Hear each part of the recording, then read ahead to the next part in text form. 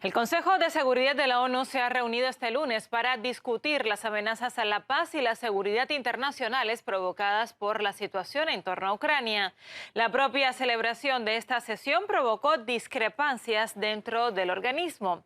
Los países occidentales siguen acusando a Rusia de generar una peligrosa escalada de tensión en la frontera con su vecino. Sin embargo, el embajador del país eslavo ante la ONU tachó estas alegaciones de infundadas.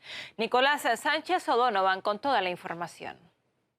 El Consejo de Seguridad de Naciones Unidas se reunió, lo hizo a petición de la delegación estadounidense para tratar el tema de la situación en Ucrania. Sin embargo, ya antes de esa reunión, pues pudimos escuchar, por ejemplo, al embajador chino, quien aseguró que no creía que era un buen momento para llevar a cabo un debate público.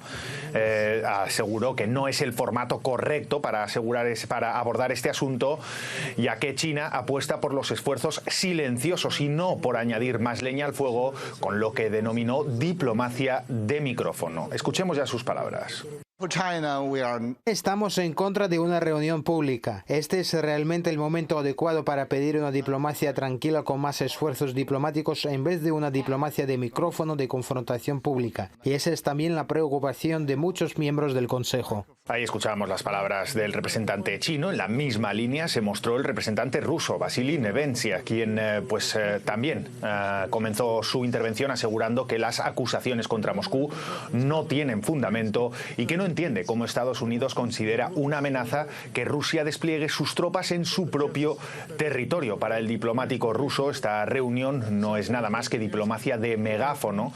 De hecho, tanto Rusia como China votaron en contra de que se llevara a cabo esta reunión y pidió que no se utilice precisamente al Consejo de Seguridad para promover la propaganda estadounidense en ese organismo. El representante ruso continuó asegurando que este tipo de pasos genera histeria y añadió que son contraproducentes para la propia Ucrania y aseguró que Washington está dispuesto a sacrificar la vida de ucranianos con tal de avanzar sus propios intereses geopolíticos. Nevencia también se preguntó abiertamente y le preguntó tanto a sus colegas estadounidenses como a otros representantes occidentales de dónde han sacado la cifra de 100.000 soldados rusos desplegados en la frontera con Ucrania, ya que Moscú jamás ha confirmado ese número de tropas. Escuchemos ya sus palabras. Nuestros colegas norteamericanos nos han reunido hoy aquí, pero ¿por qué no presentan algunas pruebas y no solo sus fantasías de que Rusia planea invadir Ucrania? El discurso de mi homóloga de Estados Unidos contuvo suficientes acusaciones a Rusia de acciones agresivas, pero no había ningún hecho concreto. Tengo una pregunta para todos quienes lo han mencionado hoy. ¿De dónde han sacado este número, 100.000 soldados rusos posicionados en la frontera con Ucrania, como se afirma? Aseguro que no es así. Ahí escuchamos las palabras del representante ruso, muy claro, preguntando por hechos y no solo por amenazas vacías. Además, reiteró que el camino debe ser el de los acuerdos de Minsk y que estos no deben ser saboteados. Por su parte, la representante estadounidense Linda Thomas-Greenfield aseguró que ya ha pasado el tiempo de las reuniones privadas, que ahora es el momento de tener una discusión pública, y la embajadora añadió que esta reunión no es sobre Estados Unidos y Rusia, sino sobre la seguridad en Ucrania. Thomas-Greenfield dijo que Washington apuesta por la diplomacia, pero que actuará en caso de una invasión rusa en Ucrania, añadiendo que Estados Unidos ha enviado ya más de 200 millones de dólares en asistencia militar a Ucrania en las últimas semanas. La representante norteamericana aseguró que la situación que se vive en Europa es urgente y acusó a Rusia de amenazar a la paz y a la seguridad no solo de Ucrania, sino también, como decimos, en el continente europeo. Escuchemos ya sus palabras. La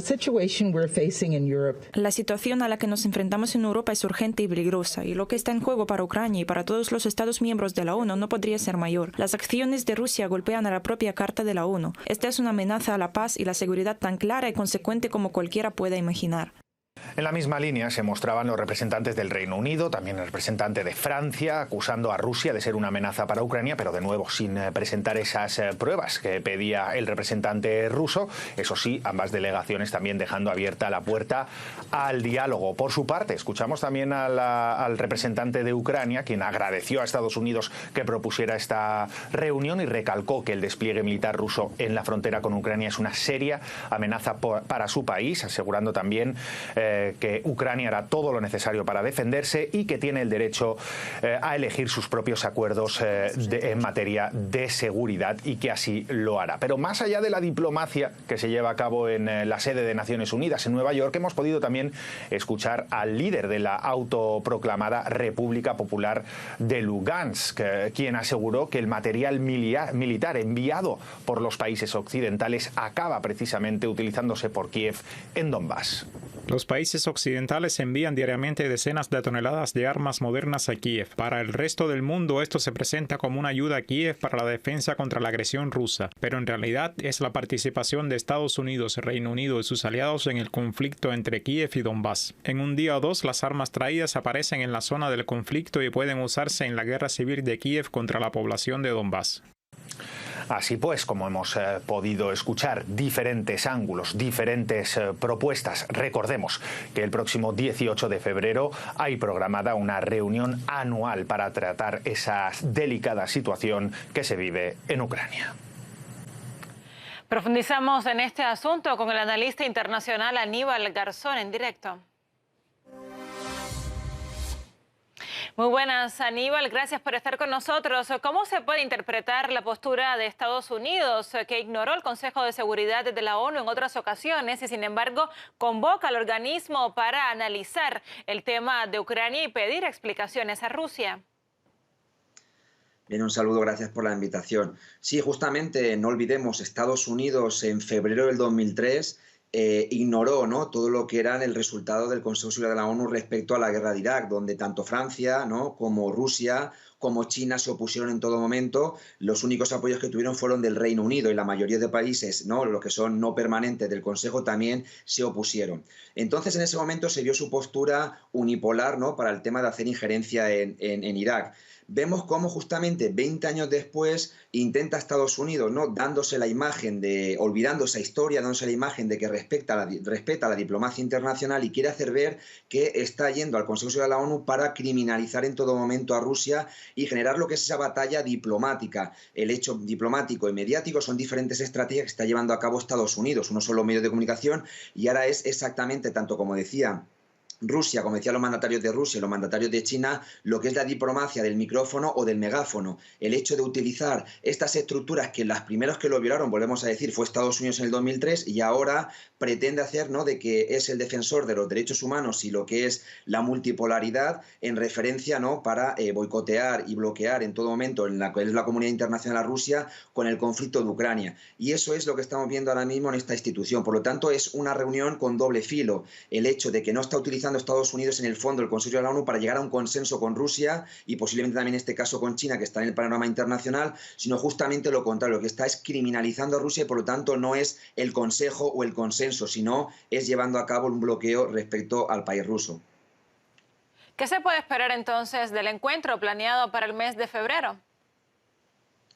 Bueno, la situación del encuentro no quiere llevar para nada a Estados Unidos, parece ser, ¿no?, un consenso con Rusia. No hay que olvidar que la única posición que podría ser favorable en este caso es una posición mucho más clara por parte, sobre todo, de Francia y Alemania, que no tiene un permanente en el Consejo de la ONU, pero le daría ese apoyo. Quien está saliendo muy perjudicada en todo momento en esto es la Unión Europea, y estamos viendo con el tema del gas. Si la Unión Europea no es favorable, no se posiciona en ese momento en el llegar a un máximo consenso, en decir todo sobre la mesa, muchas de las mentiras que estamos viendo, como estaban diciendo en esta sesión, esos 100.000 militares que tiene Rusia, que si va a invadir, que parece que sea el día de la marmota, donde constantemente Rusia invade, pero estamos viendo que no está sucediendo. Ahí es donde puede inclinar, porque el caso de China, el tema de Rusia, y si Francia, con apoyo en general de Alemania y la Unión Europea, se inclina favorable a lo que tiene que ser un aspecto de negociación, de volver a lo que es el pacto que se estaba llevando, ¿no?, en las negociaciones en el caso de Ucrania, y aislando ese eje angloamericano, por decirlo así, podría ser muy favorable, pero parece ser que todavía la Unión Europea está siendo muy muy dócil con la política norteamericana, y eso es justamente lo de que se equilibra el escenario, y parece ser que es lo que se va a dar también en la reunión de febrero. Le agradecemos por su análisis, Aníbal.